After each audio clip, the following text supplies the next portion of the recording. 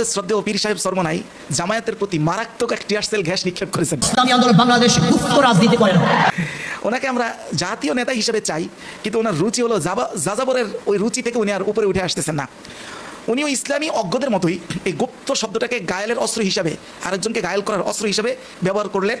এই শব্দটা, এই টোপটা উনি ছাড়লেন না। বাস্তবে অজ্ঞ শব্দটাও কিন্তু ওনার সাথে একেবারে যে বেমানান, এটা কিন্তু বলার কোনো সুযোগ নাই। প্রথমত কথা হলো গুপ্ত অথবা প্রকাশ্য। ইসলামে দুটা পদ্ধতি ইসলাম তার নিজের মধ্যে সামিল রেখেছে, অন্তর্ভুক্ত রেখেছে।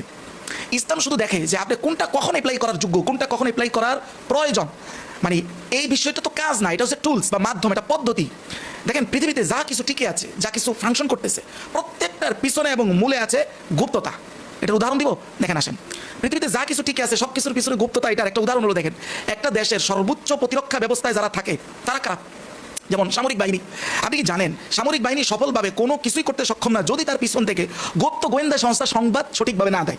এটাকে বলা হয় যে সিচুয়েশনাল অ্যাওয়ারনেস, মানে হলো পরিস্থিতিগত পরিপূর্ণ সচেতনতা। এটা যদি গুপ্ত বাহিনী গোয়েন্দা অর্থাৎ ইন্টেলিজেন্ট অ্যান্ড কাউন্টার ইন্টেলিজেন্ট তারা যদি এটা প্রোভাইড না করে, সঠিকভাবে না দেয়, তাহলে কখনোই দেশের প্রতিরক্ষা ব্যবস্থা কার্যকর থাকে না। আপনি মনে করেন একটা দেশের সেনাবাহিনী সম্মুখ জায়গায় যুদ্ধ করে অস্ত্র দ্বারা, কিন্তু তার পিছনের পুরো শক্তিটা হলো গুপ্ত শক্তি। তাহলে আধুনিক দুনিয়ার দৃষ্টিতে গুপ্ততা কোনো মন্দ জিনিস নয়, বরং এটা একটা সিস্টেমের অংশ। আর ইসলামের কাছে এটা তো মন্দর কোনো কথাই নাই, কোনো মন্দের কোনো অবস্থাই এটা নাই। কারণ ইসলাম নিজেই তার পদযাত্রা, মুহাম্মদুর রাসূলুল্লাহর পদযাত্রার সূচনাটাই হয়েছে গুপ্ততার মাধ্যমে। জি, আমি দলিল দিচ্ছি, দেখেন হুসুলুল মা'মুম বিশরহি মুখতাসর আল ফুসুল ফি সিরাতির রাসূল। এই কিতাবটা লিখেছেন হলো হানি আহমেদ ফাকিহ। এটার প্রকাশনা হয়েছে নাদিয়াল মদিনা থেকে। প্রথম প্রকাশনাটা হয়েছিল 1440 হিজরিতে, 1 নম্বর খণ্ড, তার 48 নং পৃষ্ঠায় তিনি স্পষ্ট এই সিরাতটা নিয়ে এসেছেন। তিনি বলেন ইন্নামা ইখতার নবী সাল্লাল্লাহু আলাইহি ওয়াসাল্লাম আল-বাদ বিদ-দাওয়া সিররান। রাসূলুল্লাহ প্রথম তার দাওয়াতি মিশনটা শুরুই করেছেন গুপ্তভাবে। লাম্মা কানা ইয়ালামুহু মিন তাআন্নুতি কুরাইশ, যখন তিনি বুঝতে পেরেছেন যে কুরাইশদের তাদের যে ধর্ম, তাদের যে চিন্তার উপরে তারা খুবই অনরম কট্টর, ঠিক যেভাবে আজকের বামপন্থা সারা বাংলাদেশের রাষ্ট্রীয় কাঠামোতে কট্টর এবং শক্তিশালী। শুধু তাই না, শ্রেষ্ঠতম সাহাবীদের অনেকেই ইসলামের গুপ্ত মিশনেরই ফলাফল। যেমন স্বয়ং উসমান বিন আফফান গুপ্ত দাওয়াতের ফল, স্বয়ং তলহা, সাদ বিন আবি ওয়াক্কাস, স্বয়ং আলী রাদিয়াল্লাহু তাআলা আনহু, খাদিজা রাদিয়াল্লাহু তাআলা আনহা, যায়েদ বিন হারেসা, প্রত্যেকেই গুপ্ত দাওয়াতের ফলাফল। শুধু তাই নয়, গুপ্ততা তো হলো রাসূলুল্লাহর রাজনৈতিক প্রজ্ঞার একটা বিশেষ অংশ। স্পষ্ট বলা হচ্ছে আল জামিউস সহিহ লিসিরাতিন নাবাউই। এই কিতাবটা লিখেছেন মিশরের একজন বিখ্যাত হাদিস এবং সিরাত শাস্ত্রের পণ্ডিত মানুষ, তার নাম হলো সাদ মোহাম্মদ শেখ আল মারসাফি রাহিমাহুল্লাহ। এই কিতাবের 4 নম্বর খণ্ড 1266 নং পৃষ্ঠায় তিনি বলেন ওয়াহাজা কুল্লুহু, এই সকল আলোচনা এটাই প্রমাণ করে যে সবগুলোই ইউআইয়িদু আন্না, এই কথাকেই শক্তিশালী করে যে আন্না সিয়াসাতাল হিকমাতিল্লাতী সালাকাহা রাসূলুল্লাহ সাল্লাল্লাহু আলাইহি ওয়াসাল্লাম বিতাওফিকিল্লাহি ফি ইসতিসরারিহি। এই যে রাসূল গুপ্ত মিশনের মাধ্যমে যে দাওয়াতের কাজ দ্বারা শুরু করেছিলেন, এইটা দ্বারা এটাই প্রমাণ করে, এটাই শক্তিশালী করে যে পুরা জিনিসটাই হচ্ছে রাসূলুল্লাহ সাল্লাল্লাহু আলাইহি ওয়াসাল্লামের প্রজ্ঞাপূর্ণ নীতি অবলম্বনের অংশ। এটা রাসূলুল্লাহ একটা প্রজ্ঞাপূর্ণ নীতিকে অবলম্বন করেছিলেন, এটাই প্রমাণ করতেছে, এটাই শক্তিশালী হিসেবে আমাদের সামনে উপস্থাপিত হচ্ছে। এক পর্যায়ে কথা পর্যন্ত বলেন যে ওয়াহিয়া মুশরিকাতুন ফি উফুকিল হায়াত। এই যে গুপ্ত মিশনের রাসূলের যে কাজ, এইটা বরং রাসূলের জীবনের এক উজ্জ্বল দৃষ্টান্তর অংশ। শুধু তাই না, তিনি এও বলেন যে এইটা ছিল কানাত সিয়াসাতান হাকিমাতান মুহকামা, এইটা ছিল অত্যন্ত জ্ঞানগর্ভ ও রাসূলের ধীর কৌশলের অংশ। আর সেই জিনিসটা দিয়ে আজকে একজন রাসূলের খেলাফা কায়েম করার দাবিদার একজন মানুষ, তিনি ওই জিনিসটাকে আরেকজনকে গায়েল করার জন্য ব্যবহার করতেছেন। ইসলামী আন্দোলন বাংলাদেশ গুপ্ত রাজনীতি করে না।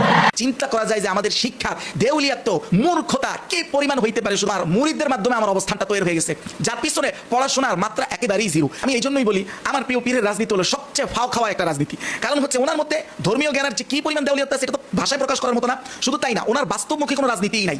তিনি অপেক্ষায় থাকেন কিভাবে অন্য আরেকটা ইসলামিক দলকে গায়েল করা এবং অবাঞ্ছিত প্রমাণ করে তিনি তাকে হাইলাইট করবেন, এই টোপের অপেক্ষায় থাকেন। যেহেতু নিজের কোনো বাস্তব কর্মসূচি ওইভাবে নাই, সেহেতু ওনার প্রয়োজনীয়তা বা অবস্থান তৈরি করতে হলে ওনাকে অন্যকে আঘাত করে গায়েল করে ওনার নিজের প্রয়োজনীয়তাটাকে মানুষের সামনে উপস্থাপন করা ছাড়া আদৌ ওনার সামনে আসলে কিছু পথ খোলা নাই।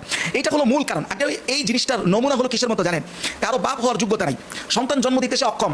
একজন এমন ব্যক্তি যিনি নিজের সন্তান নিতে অক্ষম, সে ষড়যন্ত্রমূলকভাবে যদি অন্যের সন্তান কেড়ে নিয়ে নিজের পিতৃত্ব প্রমাণ করার চেষ্টা করে, ওইটা ঠিক যেমন হবে এখানের এই আমার প্রিয় মাথার তাজের আপনার রাজনীতির বাস্তবতাটা ঠিক একই। এটাকে বলা হয় পলিটিক্স অফ ভিলিফিকেশন, মানে হলো প্রতিপক্ষকে আক্রমণ করে, নিজের পরিকল্পনার চেয়েও প্রতিপক্ষকে আক্রমণ করে গায়েল করে নিজের রাজনৈতিক কৌশলকে শক্তিশালী করা। উনি ঠিক এই কৌশলেই রাজনীতি করেন। তাহলে মূল কথা যেটা দাঁড়ালো, গুপ্ত বা প্রকাশ্য কোনোটা ইসলামের কাছে খারাপ না। এগুলো তো কোনো কাজ না, এগুলো হচ্ছে টুলস বা এগুলো হচ্ছে কাজের মাধ্যম। ইসলাম শুধু দেখে আপনি যে কাজটা করতেছেন ওই কাজটা ভালো না খারাপ, কোন নিয়তে করতেছেন, কোন উদ্দেশ্যে করতেছেন। যদি আপনার কাজটা নিয়ত ভালো হয়, কৌশলগত কারণে আপনি গোপন রাখেন অথবা কৌশলগত কারণে সেটা প্রকাশ করেন, যেটাই করেন সেটা কৌশলের অংশ হয়। কিন্তু ইসলাম মৌলিকভাবে আপনাকে কাউন্ট করবে কাজের মূল ভিত্তিটা, আপনার কাজের উদ্দেশ্যের উপরে। বরং আমি মনে করি কেউ যদি গোপনে কোনো অশ্লীলতা করে, তার চাইতে প্রকাশ্যে অশ্লীলতা অনেক বেশি গর্হিত, যেটা আল্লাহ তাআলা নিজে বলেছেন, যেটা সূরা নূরের 19 নম্বর আয়াতে বলেছেন আল্লাহ তাআলা। আমি দেখতেছি যে আমার পীর সাহেব যে বলেছেন এই কথাটা সম্পূর্ণ ডাহা মিথ্যা কথা। ইসলামী আন্দোলন বাংলাদেশ জোট এসেছিল ইসলামের জন্য, বের হয়েছে ইসলামের জন্য। যে উনি ইসলামের জন্যই সেখানে ছিলেন জোটে, আর এটার জন্যই বের হয়ে এসেছেন। কারণ হলো জোট শব্দটাই তখন ওনারা স্বীকার করতে চান নাই, এখন আবার বলেন জোটের কথা। 2 নাম্বার হচ্ছে এক জোট ছাড়ার 1 ঘন্টা আগ পর্যন্ত ওনারা ইসলাম কেন্দ্রিক একটা প্রশ্ন তারা তোলেন নাই। তারা শুধুমাত্র সিট কেন্দ্রিক প্রশ্নে ছিলেন। এনসিপিকে কি জন্য এককভাবে এখানে কার পরামর্শ দেওয়া হলো, আমার সাথে পরামর্শ করা হলো না কেন, শুধুমাত্র এই কয়েকটা বিষয়ের মধ্যেই সীমাবদ্ধ ছিল। একবারের জন্য ইসলাম কেন্দ্রিক কোনো অভিযোগ উনি বের হওয়ার আগে বলেন নাই। বের হওয়ার পরে উনি ওনার জবাবদিহিতে এড়ানোর জন্য, উনি ওনার রাজনীতিকে দুষ্টামির মাধ্যমে আবার সক্রিয় করার জন্য উনি এই একেবারে চোখের সামনে একেবারে এরকম একটা ডিগবাজি খেলেন, যেটা আমরা একবারে চোখে দেখতেছি উনি কিভাবে ডিগবাজি খাইতেছেন। এইটা সেকুলার রাজনীতিতে যুগ ধরে প্রমাণিত যে তারা 1 ঘন্টার মধ্যে একটা ডিগবাজি খেতে পারে। কিন্তু ইসলামের ব্যানারে ইসলামী রাজনীতিতে প্রকাশ্যে এইভাবে ডিগবাজি, প্রকাশ্যে এইভাবে মিথ্যাচারকে টুলস হিসেবে ব্যবহার করার দৃষ্টান্ত একেবারে এই লেভেলে আমার পীর সাহেব হুজুরি দেখাইতে পেরেছেন। এই যে অশ্লীলতার দৃষ্টান্ত তিনি উপস্থাপন করলেন, এটার জন্য আমি মনে করি সূরা নূরের 19 নম্বর আয়াতে আল্লাহ বলেছেন, ইন্নাল্লাযীনা ইউহিব্বুন আন তাশিআ আল ফাহিশা ফিল লাযীনা আমানু লাহুম আযাবুন আলীম। যারা চায় মুমিনের মাঝে অশ্লীলতা ছড়িয়ে পড়ুক প্রকাশ্যে, তাদের জন্য আল্লাহ বলেন আখিরাতে আছে যন্ত্রণাদায়ক শাস্তি। তাহলে মুমিনদের রাজনীতিতে ইমানি রাজনীতির ব্যানারে এইরকম মিথ্যার পল্টিবাজি, এইটা চূড়ান্ত দৃষ্টান্ত প্রকাশ করেছেন উনি। তবে ওনাদের সাথে অন্য কোনো মুসলমানের, আপনার আমার কারোই শত্রুতা থাকা উচিত না, কারণ ওনারা মুসলিম উম্মাহের অংশ, ওনারা আমার দ্বীনি ভাই।